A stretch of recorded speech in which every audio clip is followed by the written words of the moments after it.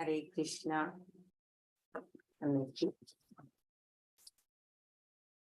ఓం అజ్ఞానతిమిరాంధస్య జ్ఞానాంజనశలాకయా చక్షురున్మిళితం యేన తస్మై శ్రీ గురవే నమః.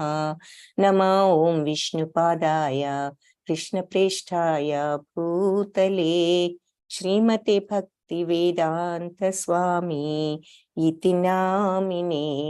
నమస్తే సరస్వతి దేవి గౌరవాణి ప్రచారిణే నిర్విశేష శూన్యవాది పాశ్చాత్య దేశధారిణే.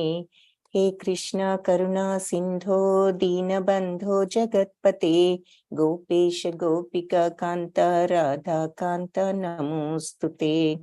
తప్త కాంచన గౌరాంగీ రాధే బృందావనేశ్వరి వృషభానుసుతే దేవి ప్రణమామి హరిప్రియే. శ్రీ జయ శ్రీ కృష్ణ చైతన్య ప్రభు నిత్యానంద శ్రీ అద్వైత గదాధర శ్రీవాసాది గౌర భక్త బృంద. హరే కృష్ణ కృష్ణ కృష్ణ హరే హరే, హరే రామ రామ రామ హరే హరే. హరే కృష్ణ. సో ఈరోజు ఈ భగవన్నామ హోలీ నేమ్ అంటే మన తెలుగులో పవిత్ర నామం అని చెప్పుకోవచ్చు. దీని యొక్క మహత్యాలు, ఈ భగవన్నామ స్మరణలోని మహత్యం ఏమిటో 4వ రోజు చెప్పుకుంటున్నాము. దాంట్లో 4వ రోజు ద్వాపర్యైర్జనైర్విష్ణు పంచరత్నైస్తు కేవలై కలౌతు నామ మంత్రేణ పూజ్యతే భగవాన్ హరి. సో ద్వాపరయుగంలో కృష్ణ భగవంతుణ్ణి అంటే విష్ణువుని కానీ శ్రీకృష్ణుని కానీ ఆరాధించడంలోనే మరి ఏ రకంగా ఆరాధించడం అంటే పంచరాత్రికి అనే పద్ధతిలో ఆరాధించడం వల్ల భగవంతుణ్ణి తృప్తిపరిచేవారు ద్వాపరయుగంలో. కానీ ఈ కలియుగంలో మరి భగవంతుణ్ణి మనం ఆరాధించాలి అంటే ఆయన నామం జపిస్తే చాలు. మరి ఇంతకు ముందు యుగాల్లో ఎన్నో కష్టతరమైన మార్గాలు చెప్పారు, కానీ మళ్ళీ ఈ కలియుగంలో మాత్రం నారాయణ సంహిత అని చెప్పి అనేటటువంటి ఒక గ్రంథంలో మధ్వాచార్యులు చెప్పారనమాట. ముందకు ఉపనిషత్తులో ఆయన నారాయణ సంహితంలో ఏమని రాశారు అంటే, ముందకు ఉపనిషత్తులో మధ్వాచార్యులు ఆయన యొక్క భాష్యంలో ఈ రకంగా రాశారు. ఏమని అంటే, ద్వాపర యుగంలో కృష్ణుడు విష్ణువును అర్చించటం వల్ల ఏది పంచరాత్రికి పద్ధతిలో అర్చించడం వల్ల కలిగే పుణ్యం ఈ కలియుగంలో కేవలం భగవన్నామ స్మరణ ద్వారా కలుగుతుంది అని చెప్పేసి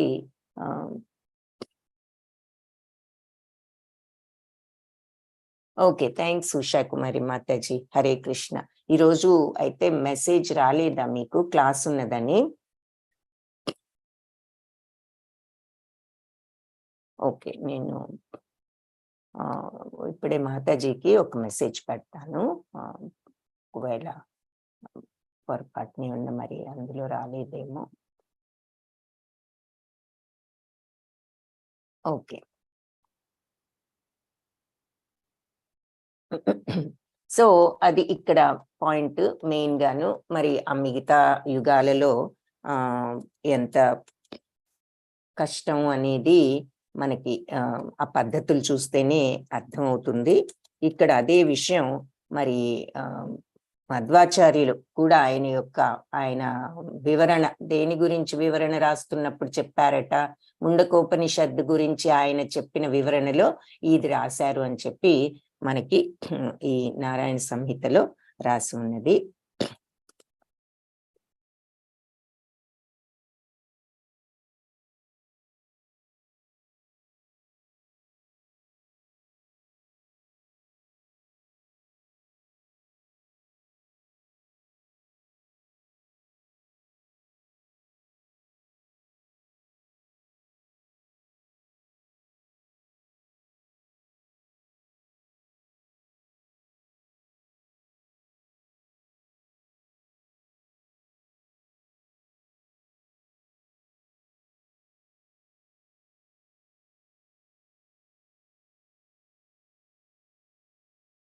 okay.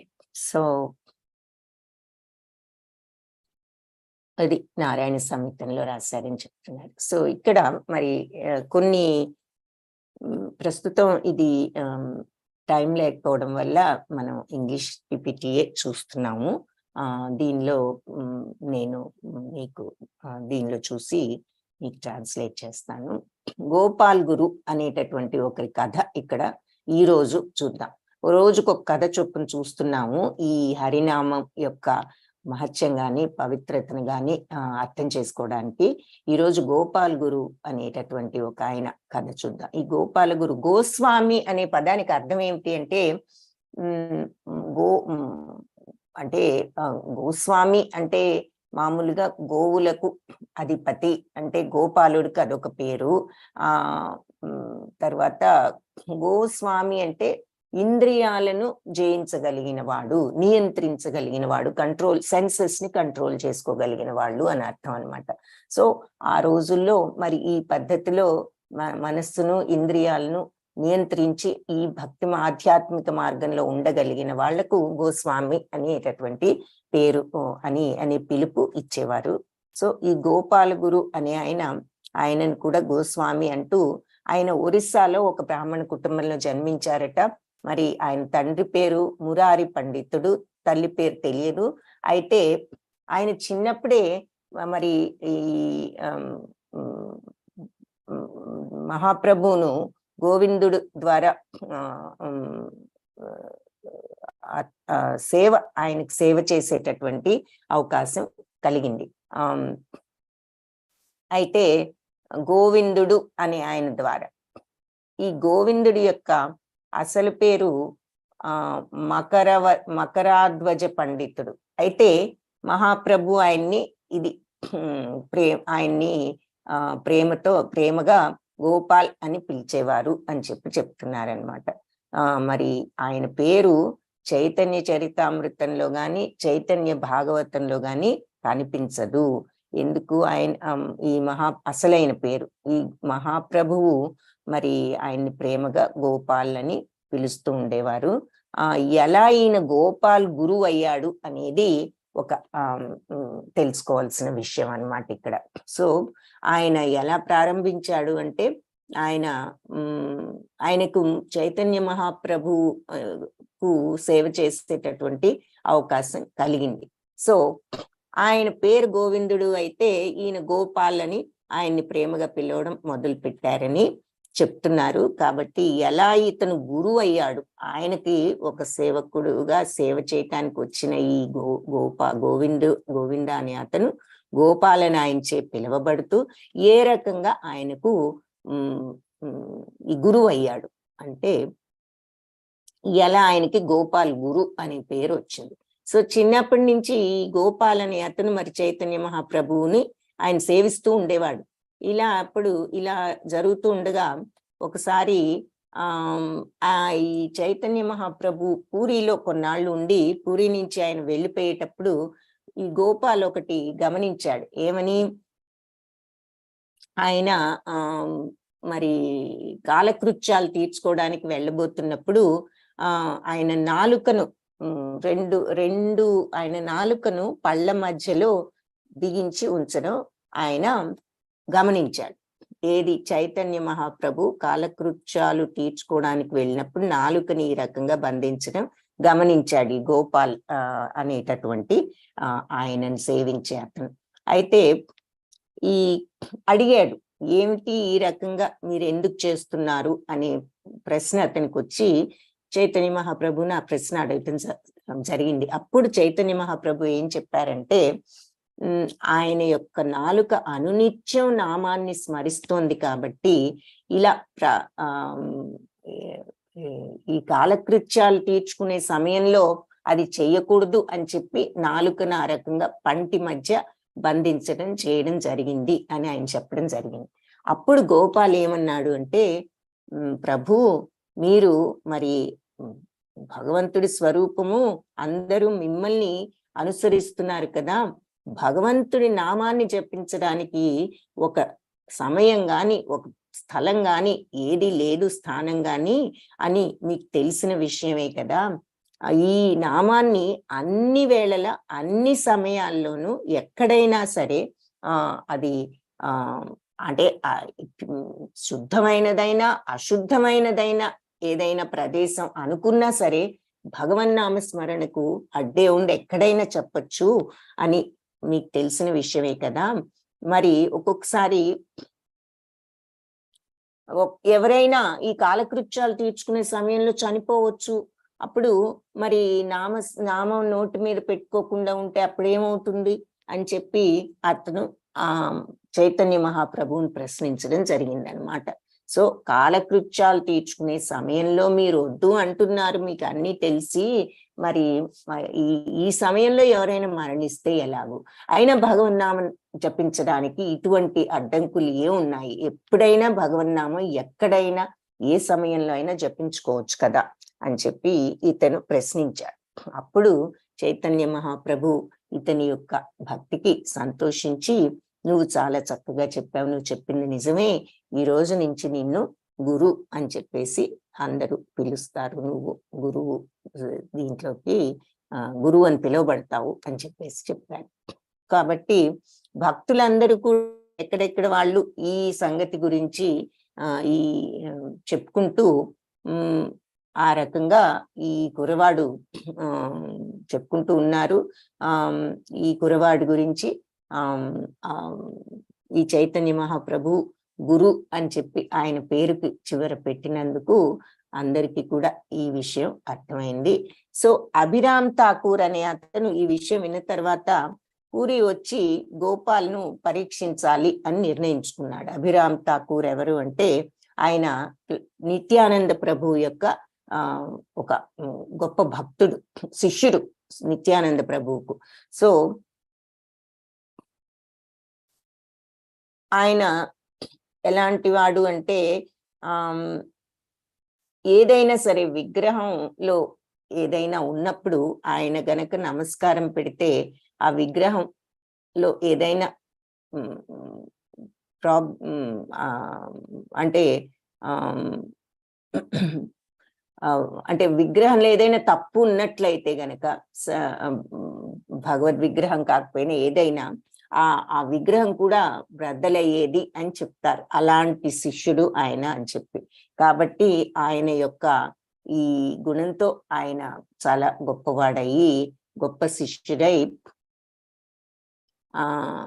he previously eliminated all of the offspring of Lord Nityananda except Gangadevi and Veerabhadra Prabhu. So ఈ రకంగా ఆయన మరి గంగాదేవి వీరభద్ర ప్రభు అనేటటువంటి విగ్రహాలు మాత్రం నమస్కరిస్తూ ఉండేవాడు అని చెప్తున్నారు. అయితే ఈ గోపాలు ఈ అభిరామ్ వస్తున్నాడు అని చెప్పేసి విన్నాడు. ఆయన విని ఆయనకు భయం వేసి పరిగెత్తుకు వెళ్ళి గోపాలు చైతన్య మహాప్రభు ఒడిలో తలదార్చుకున్నాడు. చిన్నప్పటి నుంచే తెలిసిన వాడు కాబట్టి.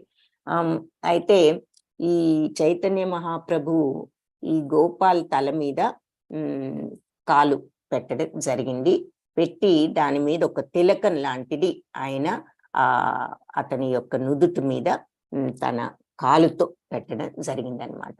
సో అంటే మరి అభిరామి ఎలాంటి వాడని చెప్తున్నారు? అభిరామి ఎవరైనా దొంగ భక్తుడైతే వాళ్ళు నాశనం అయ్యేవారు అనమాట.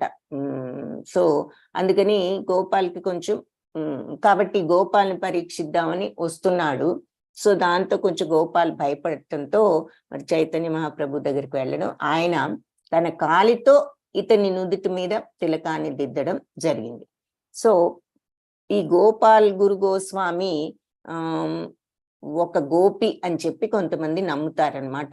ఏది తుంగ విద్యా సఖి అష్ట గోపికలు ఉన్నారు కదా, ముఖ్యమైన గోపికలు. సో అష్టసఖులు, వాళ్ళల్లో తుంగ విద్య అనేటటువంటి గోపిక ఈయన ఆ జన్మలో అలా అవతరించారు అని చెప్పి కొంతమంది నమ్మకం. తర్వాత గోపాల్ గురు మరి ఆయన పరమపదించిన తర్వాత కొంతమంది డివోటీస్ అంటే భక్తులు పూరికి వెళ్ళడం జరిగింది. రథయాత్ర రథయాత్ర కోసం వెళ్ళి మళ్ళీ Vraja, they return to Vraja. They were amazed to see Gopal Guru sitting chanting japa under a pakuria tree in Vamshivata. So కొంతమంది ఈయన పోయిన తర్వాత ఈ పూరి వెళ్ళడం, దేనికి వెళ్ళారు అంటే రథయాత్ర కోసం వెళ్ళారు. రథయాత్రకు వెళ్ళి మళ్ళీ వాళ్ళు బృందావనానికి తిరిగి వచ్చేసిన తర్వాత వాళ్ళు ఆశ్చర్యపోయారు. అక్కడ పాకూరియా అనేటటువంటి వంశీభాట అనే ప్లేస్ లో ఈ పాకూరియా అనే చెట్టు క్రింద గోపాల్ గురువును వాళ్ళు జపం చేసుకుంటూ ఉండటం చూశారు. అంటే ఆయన వెళ్ళిపోయిన తర్వాత కూడా, అంటే ఫిజికల్ గా ఈ భౌతిక శరీరం ఆయనది అయిపోయిన తర్వాత కూడా ఆయన్ని కొంతమంది చూడటం జరిగింది అని చెప్తున్నారు. సో ఈ గోపాల్ గురు అనేటటువంటి ఒక సామాన్యుడు మరి చైతన్య మహాప్రభు సేవలో ఏ విధంగా ఈ నామజపంతో ఇలా ఇంత పవిత్రుడు అయ్యాడు అనేది మనకు ఈ స్టోరీలో చెప్తున్నారన్నమాట. కలిం సభజయంతి ఆర్య గుణజ్ఞ సారభాగిన యాత్ర సంకీర్తనేనైవ సర్వస్వార్థోభిలాభ్యతే. సో కరభజన ఋషి టు మహారాజా నిమి. సో కరభజన అనే ఋషి మరి గౌరంగ అంటే చైతన్య మహాప్రభుతో చెప్పిన మాటలు అని చెప్పేసి ఇక్కడ చెప్తున్నారు. మహారాజా నిమి అని ఆయన చెప్పిన మాటలు ఏమిటి? Those who are advanced and highly qualified and are interested in the essence of life know the good qualities of Kaliyuga. ఎవరైతే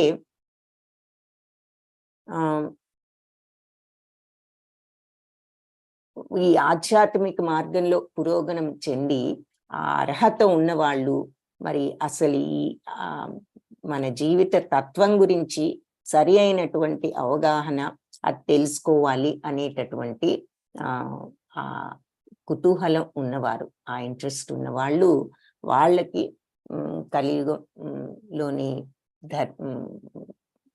ధర్మాన్ని వాళ్ళు గ్రహించగలుగుతారు. అంటే వాళ్ళు ఈ భగవన్నామమే మరి కలియుగంలో మార్గం అనే విషయం గ్రహించగలుగుతారు. అలాంటి వాళ్ళు మరి ఈ కలియుగంలో వాళ్ళ ఆరాధన ఎలా సాగిస్తారు అంటే భగవన్నామ జపంతోనే సాగిస్తారు. సో హరే కృష్ణ మహామంత్రంతో మరి ఎవరైనా సరే ఈ ఆధ్యాత్మిక మార్గంలో పురోగమించి మన జీవిత ధ్యేయం ఏమిటి అంటే మరి ఈ ఆత్మతత్వం పరమ పదాన్ని చేరుకోవడం కాబట్టి అది సాధించగలరు ఈ దీంతో అని చెప్తున్నారు. సో ఇక్కడ మళ్ళీ చైతన్య మహాప్రభు, నిత్యానంద ప్రభు, గదాధార పండితుడు, అద్వైతాచార్యులు, శ్రీవాసంగన్ ప్రభుజీ, వీళ్ళ 5గురిని ఇక్కడ చూపిస్తున్నారు అన్నమాట. అందుకే పంచతత్వ మంత్ర అనేది వీళ్ళ 5గురి పేర్లు చూస్తాం ఇక్కడ మనం యూజువల్లీ పంచతత్వ మంత్రంలో. ఏమిటి? శ్రీకృష్ణ చైతన్య ఈయన, ప్రభు నిత్యానంద, అద్వైతాచార్యులు, గదాధార పండితులు, వాసాది గౌరభక్త బృంద. సో వీళ్ళ 5గురు అన్నమాట. సో అది ఈరోజు స్టోరీ. ఈ గోపాల్ గురువుని గురించి మరి 4 రౌండ్స్ జపం చేసిన తర్వాత క్లాస్ ఎండ్ చేయొచ్చు. 4:30కి మాత్రం ఆ హారతి సెషన్ వీలైతే తప్పకుండా అటెండ్ అయ్యి ఆ హారతి, ఆ తర్వాత తులసి హారతి కూడా ఉంటుంది. హారతి తర్వాత మరి నరసింహ స్తోత్రం, మరి మన యొక్క అక్కడ మూర్తుల దర్శనం, ఆ నరసింహ స్తోత్రం అయిన తర్వాత తులసి హారతి ఉంటుంది. వాంఛాకల్పతరుభ్యశ్చ కృపా సింధుభ్య ఏవ చ పతితానాం పావనేభ్యో వైష్ణవేభ్యో నమో